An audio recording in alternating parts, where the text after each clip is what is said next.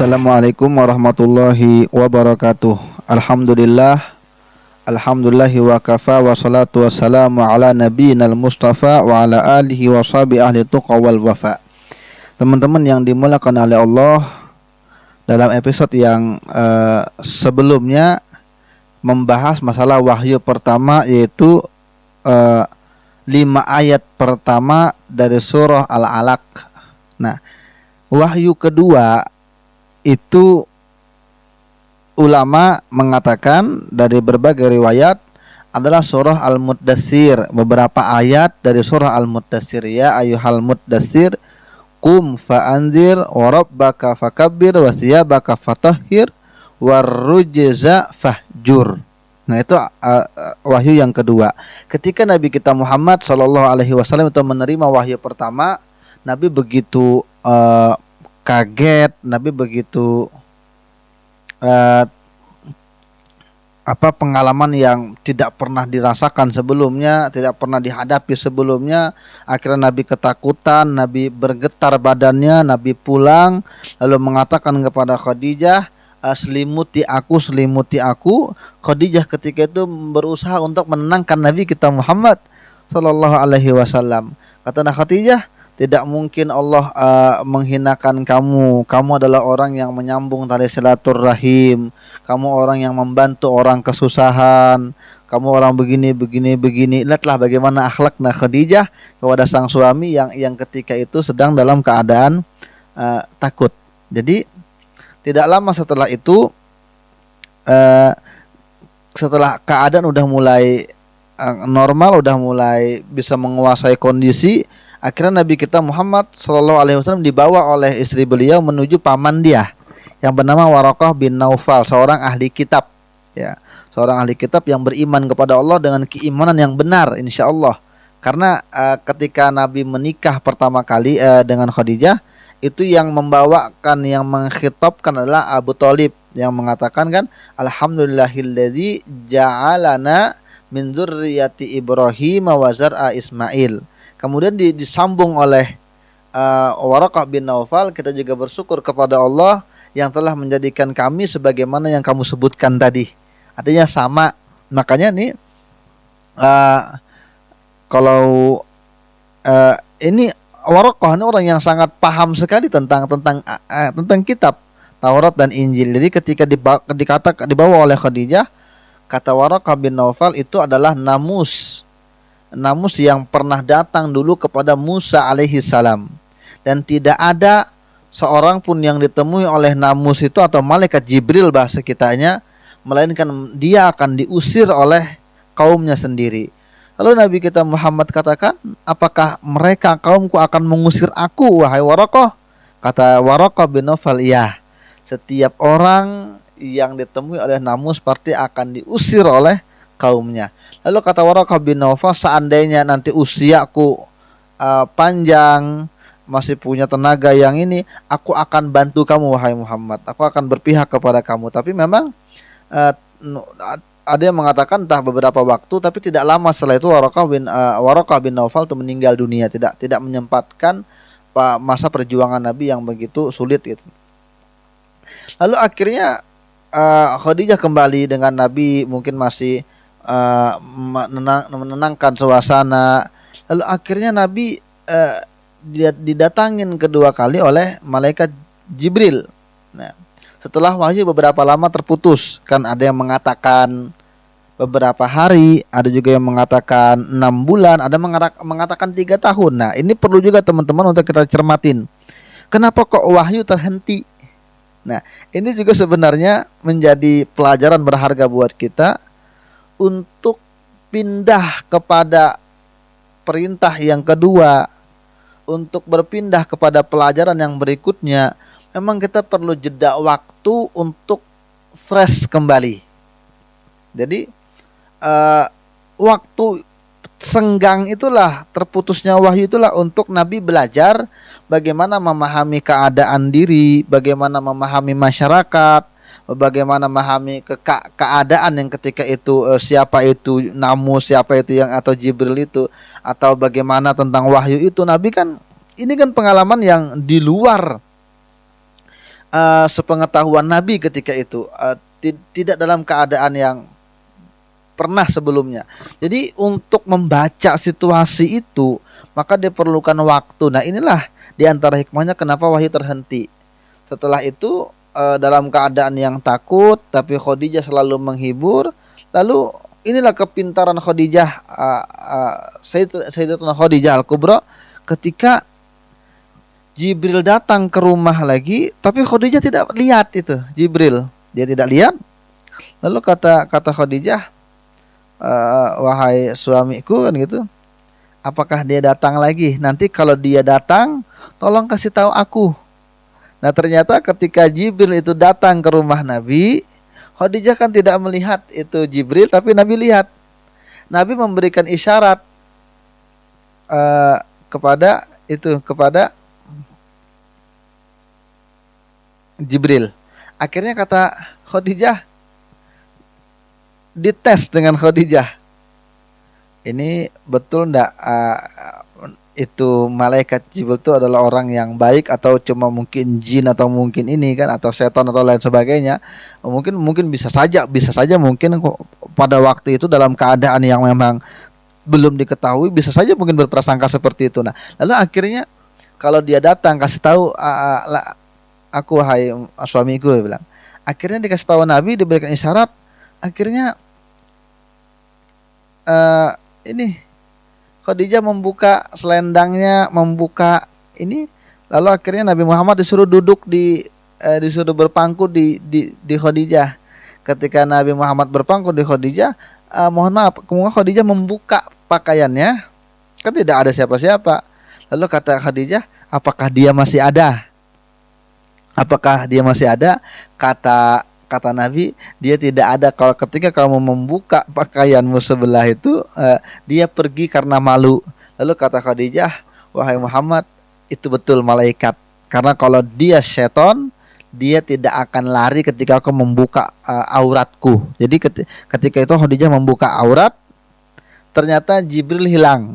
Jadi kata Khadijah, itu dia berarti bukan setan, dia memang malaikat. Nah, sampai sini kita tahu sebenarnya bagaimana kualitas Khadijah, kepintaran dia, kecekatan beliau dalam menghadapi situasi, dalam menghadapi suaminya harus lari kemana. Ternyata karena ini masalah wahyu maka dikonsultasikan kepada pamannya. Itu kan terlihat sekali kalau Khadijah orang yang sangat bijak, orang yang sangat pintar, orang yang sangat juga paham bagaimana cara membuktikan kalau itu malaikat adalah malaikat atau bukan, karena dia tidak melihat. Nah, teman-teman yang dimuliakan oleh Allah, turunlah ketika itu tidak lama surah Al-Muddatsir. Ya ayyuhal muddatsir, qum fa'andir. Bangkitlah, berikan peringatan kepada kaummu. Tapi yang dikatakan ini qum fa'andir ini dikaitkan dengan ayat sesudahnya, qum fa'andir warabbaka fakabir wasiyabaka fatahhir. Nah, kalimat siyaba itu kan pakaian, maka sucikanlah. Maka dipahamilah oleh ulama kenapa Nabi Muhammad awalnya berdakwah secara sembunyi-sembunyi, karena pemahaman beliau terhadap itu ayat. Ayat pertama adalah untuk bangun, untuk ayo berdakwah, tapi berdakwah kepada siapa? Kepada siyabaka fatahhir, pada keluargamu sendiri sucikan. Artinya karena kan dalam ayat yang lain memang Al-Qur'an mengatakan hunna libasul lakum wa antum libasul lahun. Jadi antara suami istri, antara kekeluargaan itu adalah pakaian. Mereka perempuan pakaian kamu laki-laki, dan kamu laki-laki pakaian perempuan. Jadi disebut dengan istilah pakaian. Makanya ketika wasiyabaka fatahhir, maka isyaratnya adalah memberikan peringatan kepada orang-orang terdekat. Nah, ulama kita mengatakan kalau perintah Iqra yang turun di gua itu adalah awal kenabian, maka ketika kum fa'andir ini adalah awal kerasulan. Karena antara nabi dan rasul itu dua hal yang berbeda. Sedangkan Nabi kita Muhammad Sayyidul Anbiya wal Mursalin. Nah, teman-teman yang dimuliakan oleh Allah, setelah itu mulailah Nabi kita Muhammad berdakwah secara diam-diam, sembunyi-sembunyi. orang yang pertama kali beriman adalah istrinya tercinta, ibunda kita Sayyidatuna Khadijah Al-Kubra. Nah, itu yang pertama kali beriman. Ini yang tidak bisa dibayar oleh keutamaan siapapun, tidak bisa ditandingin oleh keutamaan siapapun, karena mempunyai tempat tersendiri ibunda kita Khadijah di hatinya Nabi kita Muhammad Sallallahu Alaihi Wasallam. Kemudian dari anak-anak dari usia yang masih muda, ketika itu pertama kali beriman adalah Ali bin Abi Thalib, sahabat Sayyidina Ali bin Abi Thalib. Karena memang Sayyidina Ali bin Abi Thalib itu kan di pangkuan Nabi, di dalam asuhan Nabi. Ketika Abu Thalib dilihat sudah mulai menua, kemudian punya anak yang banyak ketika itu, lalu akhirnya Nabi kita Muhammad dengan pamannya, kalau tidak khilaf Sayyidina Abbas, itu bersepakat untuk meringankan bebannya Abu Thalib. Jadi ketika Nabi kita Muhammad dengan Sayyidina Abbas datang kepada Abu Thalib untuk meringankan beban, lalu akhirnya dititipkanlah dua anaknya Abu Thalib untuk dipelihara. Ada Sayyidina Ali, ada Sayyidina Ja'far bin Abi Thalib atau Tayyar ini ya. Nah, Sayyidina Ja'far ini diambil oleh Sayyidina Abbas, dipelihara. Sedangkan Sayyidina Ali dipelihara oleh Nabi kita Muhammad Sallallahu Alaihi Wasallam. Jadi memang dari kalangan anak-anak yang pertama kali beriman adalah Ali bin Abi Thalib. Ketika itu dilihat oleh Ali bin Abi Thalib, Nabi Muhammad sedang sholat bersama Khadijah. Ditanya siapa yang disembah, gerakan apa itu, lalu dijelaskan. Lalu kata Ali bin Abi Thalib, aku akan datang dulu kepada ayahku Abi Thalib untuk bergabung dengan engkau wahai kakak sepupu, tapi juga sekaligus orang tua, karena yang merawat Ali bin Abi Thalib adalah Nabi kita Muhammad. Tapi setelah dipikir-pikir lagi, kata Ali bin Abi Thalib karramallahu wajhah, Tuhanku tidak pernah berpikir, tidak pernah berdiskusi, tidak pernah bermusyawarah kepada siapapun untuk menciptakan aku. Kenapa aku harus bermusyawarah dulu kepada ayahku untuk mengikuti Muhammad untuk menyembah Allah Ta'ala, menjadi hamba Allah. Akhirnya pada saat itu juga Ali bin Abi Thalib memutuskan untuk berikut agama Islam kepada Nabi kita Muhammad SAW. Kemudian dari keluarga orang luar yang masih satu Quraisy juga adalah Abu Bakar, Sayyidina Abu Bakar Siddiq. Kemudian ada Zaid bin ada Bilal bin Rabah dari kalangan budak, ada Zaid bin Harisah dari mantan budak. Jadi ini orang-orang pertama semua. Yang orang luar Abu Bakar, keluarga istri tercinta. Kemudian anak-anak Ali bin Abi Thalib, budak Bilal. Jadi semua ini orang-orang pertama, as-sabiqunal awwalun. Kemudian beberapa orang mengikuti dari Sayyidina Abu Bakar, bahwa Utsman teman beliau dan Abdurrahman bin Auf juga ikut di masa-masa pertama. Akhirnya Nabi mulai berdakwah secara sembunyi-sembunyi dari rumah ke rumah. Akhirnya karena tidak muat lagi, udah berpuluh-puluh orang, 30 lebih mungkin. Lalu akhirnya dipindahkanlah tempat pengajaran ini dari rumah ke rumah, menetap satu tempat yang besar, namanya di rumah Arqam bin Abil Arqam. Jadi di tempat itulah Nabi membina teman-teman beliau, sahabat-sahabat beliau ya. Nah, Nabi kita Muhammad Sallallahu Alaihi Wasallam itu sholat sebelum diperintahkan sholat ketika Isra wal Mi'raj, tapi sholatnya itu mengikut kepada ajaran Nabi Ibrahim alaihissalam terlebih dahulu, yang dahulu, bukan seperti 5 waktu sekarang. Jadi hanya pagi dan sore. Nah, ketika itu pernah Nabi kita Muhammad sholat di hadapan Ka'bah dengan Sayyidina Ali berdua. Lalu ada seorang yang datang dari Madinah mengatakan, siapa dia itu yang itu gerakannya begitu? Dikatakan itu adalah Muhammad bin Abdullah, dan yang kecil itu adalah sepupu dia, namanya Ali bin Abi Thalib. Diperhatikan, kemudian sungguh ajib gerakannya gini. Akhirnya dia tanya, akhirnya dia mau masuk Islam. Lalu akhirnya Nabi katakan nanti dulu, ini kalau nggak hilap itu anunya. Lalu akhirnya orang itu kembali ke Madinah.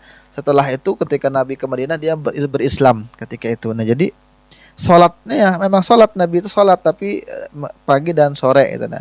Nah, setelah mulai banyak orang ikut, akhirnya turun perintah setelah 3 tahun untuk berdakwah secara terang-terangan, ya. Fasda' bima tu'maru wa 'urid 'anil jahilin. Ayolah tegakkanlah, lanjutkanlah apa yang diperintahkan dan jangan herankan orang-orang yang berpaling, orang-orang yang musyrik, dari kalangan orang-orang musyrik, jangan diherankan. Pokoknya ini perintah. Setelah 3 tahun sembunyi-sembunyi, lalu akhirnya Nabi dakwah secara terang-terangan. Nah, terutama yang diajak adalah keluarga-keluarga beliau sendiri, ya. Nah, ketika itu Nabi mengundang keluarga besar beliau, termasuk ada Abu Lahab, Abu Thalib dan lain sebagainya, semua diundang. Akhirnya diundang, dijamu oleh Nabi. Nabi untuk mengatakan itu sebenarnya, untuk mengajak dakwah ke Islam itu Nabi undang. Tapi ternyata setelah selesai makan, mereka keburu pulang dan Nabi tidak sempat untuk menyampaikan. Akhirnya diundang lagi yang kedua kali, lalu Nabi mengatakan inilah tidak sempat, lalu akhirnya ini undang lagi, dan akhirnya Nabi naik ke Bukit Sofa itu, teriak untuk belantang itu, dipanggil semua klan-klan sukunya itu, ini. Lalu kata Nabi kita Muhammad, ketika orang udah berkumpul, apa yang kamu katakan ketika apa pendapatmu ketika aku mengatakan di balik gunung sana ada pasukan berkuda yang pengen menyerang kita? Lalu kata orang-orang ketika itu, kami tidak pernah mendengar engkau wahai Muhammad berbohong. Kami tidak pernah mendengar engkau berbohong dan kami akan percaya. Lalu Nabi Muhammad katakan, aku datang dengan perintah Allah mengajak kalian untuk keselamatan. Aku hanya ini dan seterusnya Nabi katakan.